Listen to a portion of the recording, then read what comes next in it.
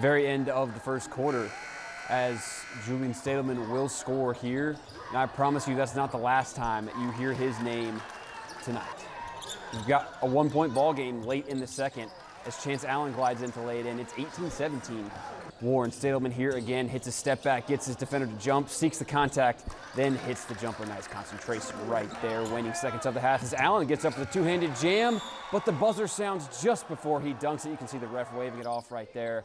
To the second half as Stadelman has begun to take over for Warren, swishing that three to make it 29-25. Seminoles, here he is again driving, then pulling up at the free throw line, and that's good. 2 of his 19 second half points right there. It's the Warriors again. This time, Colin Anthony getting by his man and taking it all the way for 2. Monroe Central has a response plan, and his name is Jacob Fogle as he hit 4 threes in the fourth quarter by himself, coming off the bench as well. Seminoles take this one 59-48.